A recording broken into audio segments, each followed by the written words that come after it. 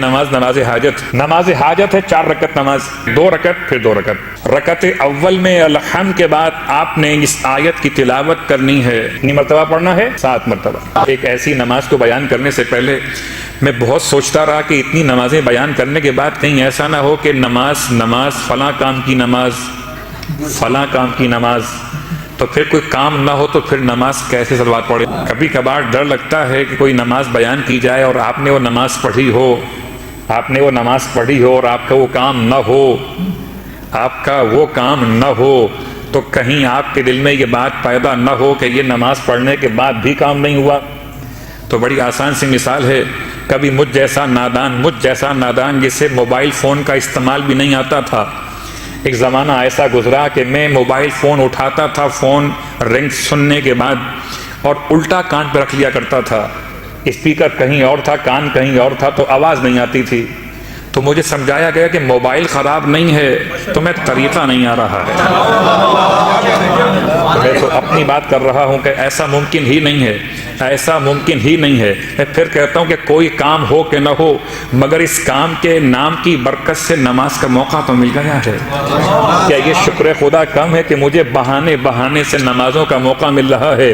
ورنہ کتنے ہیں جن کو نماز کی توفیق نہیں ہوتی؟ بہت سے آپ کو ایسے دکھائی دیتے ہوں گے، یقیناً میں نے تو بہت دیکھے ہیں کہ حدود مسجد میں بھی آ جاتے ہیں مگر نماز نہیں پڑھتے، حدود مسجد میں آ کر بھی نماز نہیں پڑھتے۔ تو نماز کی توفیق سلب ہو جانا اور کسے کہتے ہیں؟ خدا کا احسان ہے کہ محبت امیر المومنین کے ساتھ ہمیں نماز کی توفیق نصیب ہو رہی ہے۔ تو ایک نماز کا بیان کرنے سے پہلے ایک جملہ بیان کر دوں پھر آپ کی خدمت میں، کہ کبھی شمار مت کیجیے گا کہ میں نے اتنی نمازیں پڑھ لی ہیں، اتنی نمازیں پڑھ لی ہیں۔ کبھی کبھار انسان گنتی پہ گنتا ہے بیٹھ کر کہ اتنی نمازیں میں نے پڑھ لی ہیں۔ آئیے ملا یا اخوند کاشی مرحوم، ایک عظیم شخصیت، صاحبان علم، صاحبان عرفان میں ایک بہت مشہور ان کا واقعہ ہے، اس لیے بیان کر رہا ہوں کہ میرے لیے بھی اور آپ کے لیے بھی ایک واقعہ سوچنے کا مقام ہے۔ وہ بڑے آداب کے ساتھ، تمام دعاؤں کے ساتھ وضو فرما رہے تھے، وضو خانے پر ایک مجھ جیسا کوئی جوان پہنچ گیا ہوگا اور اس نے جلدی جلدی وضو کیا اور آیا مسجد میں اور نماز پڑھنا شروع کر دی۔ وہ وضو کر رہے تھے، ان کا وضو ختم ہوا، اس کی نماز ختم ہو گئی۔ اب یہ ظہر کی نماز پڑھ کے واپس جا رہا تھا اور ملا کاشی اندر آ رہے تھے، تو اس سے پوچھا کہ برخوردار تم کیا کر رہے تھے مسجد میں؟ اس نے کہا نہیں کچھ نہیں کر رہا تھا۔ کہ کچھ تو کر رہے تھے؟ کہ کچھ نہیں کر رہا تھا۔ کاشی مرحوم کہتے ہیں مگر میں نے تم کو دیکھا تم نماز پڑھ رہے تھے۔ وہ اس لیے کہ اگر میں یہ کہوں گا میں نماز پڑھ رہا تھا تو کلاس ہو جائے گی کہ ایسے نماز پڑھتے ہیں، ایسے نماز پڑھتے ہیں کیا؟ تو اس نے کہا نہیں میں کچھ نہیں کر رہا تھا، میں نماز نہیں پڑھ رہا تھا۔ پھر کیا کر رہے تھے؟ وہ جوان کہتا ہے کاشی مرحوم سے کہ میں تو مسجد میں آیا تھا اس لیے کہ خدا کے سامنے یہ کہہ سکوں خدا میں باقی نہیں ہوں۔ نماز پڑھنا میرے بس میں کہاں، صلوات پڑھے محمد و آل محمد۔ بہت جملے پہ غور کیجیے گا، میں باغی نہیں ہوں، نماز پڑھنے نہیں آیا تھا، میں یہ بتانے آیا تھا کہ میں تیرے حکم کی بغاوت نہیں کر رہا ہوں، تیرا حکم نماز کا بغاوت نہیں کر رہا۔ اس کے بعد سے کاشی مرحوم کی حالت یہ ہو گئی تھی کہ جب کبھی کوئی ان سے پوچھتا تھا خاص حالت میں بہت گریہ زاری کے ساتھ ایک جملہ کہتے تھے کہ میں باغی نہیں ہوں۔ تو ہماری اور آپ کی نمازوں کی کیا حیثیت اور کیا مقام، اس خدا کی بارگاہ میں سید سجاد سجدہ کر کے فرمائیں کہ پروردگار تیرا حق عبادت ادا نہیں ہو سکا ہے، تو کیا ہم گنیں گے بیٹھ کر اپنی نمازوں کو؟ ہم نے کوئی نمازیں پڑھی ہیں؟ اللہ اکبر! یہ تو خدا نے موقع دیا تھا کہ ہم نے خدا کے حکم پر سر جھکا لیا، ورنہ نماز تو وہ معرفت والی نماز ہمارے اور آپ کے بس میں کہاں۔ ہو سکتا ہے شاید کبھی امام زمان کے لشکر میں شامل ہوں اور امام کی ابتدا میں نماز پڑھیں، لیکن ابھی فی الحال ہمارے اور آپ کے مسائل ایک نماز کا اور بیان، یہ نماز نماز حاجت۔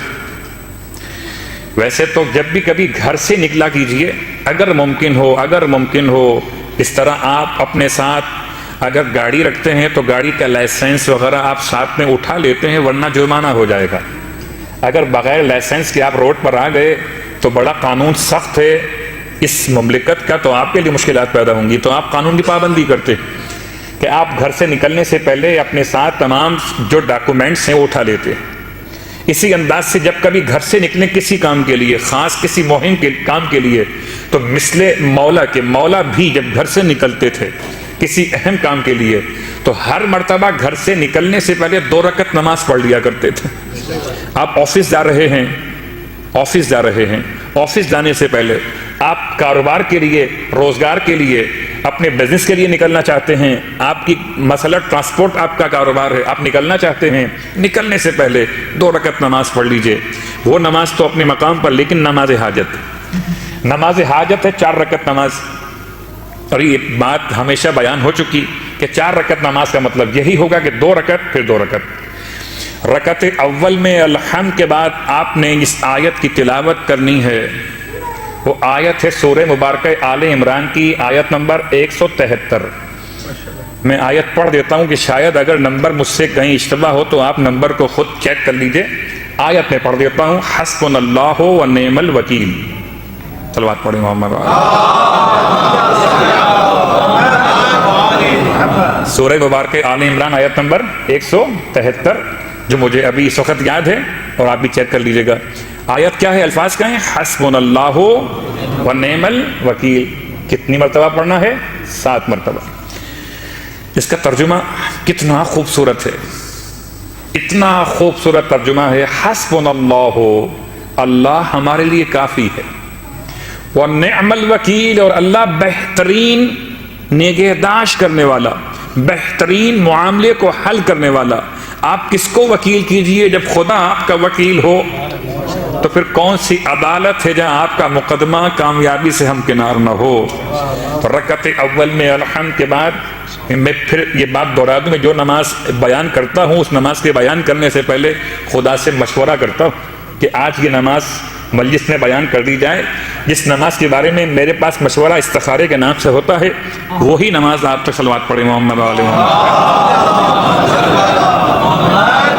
ورنہ 250 نمازیں تقریباً ایک کتاب میں، 500 نمازیں ایک کتاب میں، 1000 نمازیں ایک کتاب میں، بہت نمازیں ہیں مستحبات میں سے. لیکن ایک انتخاب بھی ذمہ داری ہے کہ کون سی نماز بیان کرنا اس وقت کے حالات کے اعتبار سے آپ کی ضرورت ہو سکتی. تو رکعت اول 4 رکعت نماز نیت کا، نماز حاجت 2 رکعت نماز حاجت بجا لاتا ہوں. سنت قربتاً اللہ یا صرف قربتاً اللہ؟ روایات میں یہ نماز ثابت ہے، اس لیے سنت بھی کہہ سکتے ہیں، اور اگر یاد نہ رہے تو قربتاً اللہ کی نیت سے بھی یہ نماز کی نیت کا آغاز کر سکتے ہیں. بلکہ کرنا ہی چاہیے قربتاً اللہ. پھر جملہ زبان پر آ گیا اور پھر مجبوری یہ ہوتی ہے کہ اگر ابھی بیان نہیں ہوا تو آگے کہیں مس نہ ہو جائے. آپ کی حاجت پوری ہو کہ نہ ہو، نماز کی نیت کیا ہے؟ اللہ سے قریب تو ہوں گے نا. اب حاجت پوری ہو یا نہ ہو، اللہ سے قربت تو ہوگی. جب نیت قربتاً اللہ کی ہے تو پھر خسارہ کیا دیکھنا. دعا قبول ہو تب بھی فائدہ ہے، دعا قبول نہ ہو تب بھی نقصان نہیں ہے، ڈبل فائدہ. صلوات پڑھیں محمد علیہ محمد. رکعت دوم میں الحمد کے بعد سورہ مبارکہ کہف کی آیت نمبر 39 ہے. سورہ کہف کی آیت نمبر 39 رکعت دوم میں یہ آیت میں پڑھ دیتا ہوں. آخر کا حصہ ہے ما شاء اللہ لا قوت الا باللہ ان ترنی انا اقل منک مالا و ولدا.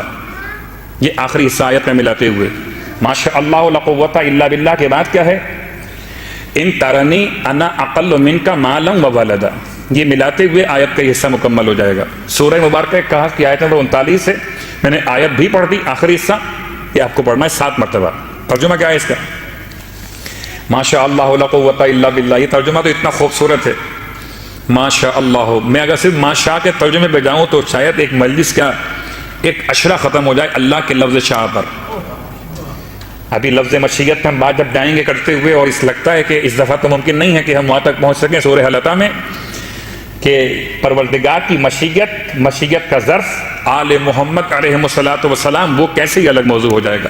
ما شاء اللہ لا قوت الا باللہ. پروردگار کی بارگاہ میں کہنا پروردگار کچھ بھی ایسی کوئی بات نہیں، ما شاء اللہ لا حول ولا قوت الا باللہ. کوئی ہمت کوئی طاقت نہیں سوائے اس کے جو اللہ طلب کرتا ہے، جو اللہ پسند کرتا ہے، جو اللہ منتخب کرتا ہے. ان ترنی اگر تم مجھے دیکھتے ہو، پس منظر پورا موجود ہے مگر ٹائم نہیں بیان کرنے کا. ان ترنی اگر تم مجھے دیکھتے ہو انا اقل منک مالا وولدا کہ میں تم سے بہت کم ہو گیا ہوں مال میں اور اولاد میں. تو اللہ جو ہے وہ بہت عمدہ پسند کرنے والا اور اس کی مشیت اور اس کی ہمت اور طاقت کے بغیر تو کچھ بھی نہیں ہوتا. سورہ مبارکہ کہف کی آیت نمبر 39 کا آخری حصہ. کتنی بار پڑھنا ہے؟ 7 دفعہ. 2 رکعت نماز، باقی تمام طریقہ وہی والا ہے جو آپ 2 رکعت نماز میں انجام دیتے ہیں، رکوع و سجود اور قنوت تشہد و سلام کے ساتھ. پھر 2 رکعت نماز نماز حاجت، اس کا سیکنڈ پارٹ. رکعت اول میں الحمد کے بعد 7 مرتبہ. اب جو تلاوت کرنی وہ آیت بہت مشہور ہے، آیت کریمہ کے نام سے آپ جانتے ہیں، اور نماز غفیلہ میں بھی آپ پڑھتے ہیں. سورہ انبیاء کی آیت نمبر 87 ہے، اس کا آخری حصہ لا الہ الا اللہ وانت سبحانک انی کنت من الظالمین کا ترجمہ بھی بہت آسان ہے.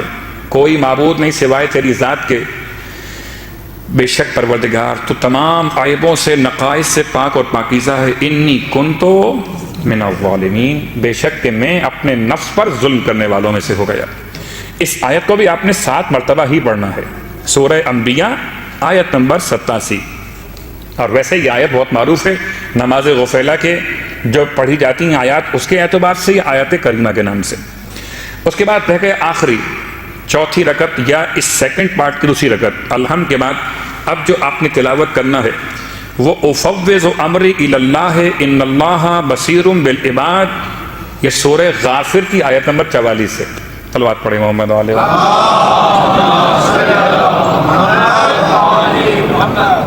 میں نے آیت بھی پڑھ دی ہے، نمبر بتا دیا ہے.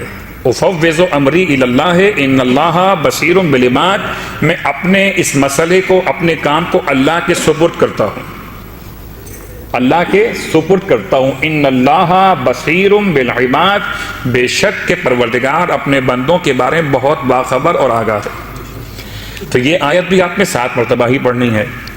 تو یہ 2 رکعت کر کے 4 رکعت نماز کہتے ہیں علماء کہ یہ نماز بہت مجرب ہے، اور چاروں آیتیں آپ نے محسوس کر لیں کہ جو اس نماز کے علاوہ بھی پڑھی جائیں تو اپنے مقام پر ایک خاص اثر رکھتی ہیں. پھر حالت نماز 7 مرتبہ کیوں؟ 7 مرتبہ اس لیے کہ ہفتے کے دن 7 ہیں، 7 دن ملتے ہیں تو ہفتہ بنتا ہے، 4 ہفتوں سے مہینہ بنتا ہے، مہینے 12 ہو جائیں تو سال ہو جاتا ہے، اور سال 100 ہو جائیں تو 1 صدی مکمل ہوتی ہے. کیسے ممکن ہے وقت مکمل ہو امام وقت کی محبت کے بغیر؟ لہذا نماز حاجت 4 رکعت 2 رکعت کر کے پڑھی جاتی ہے.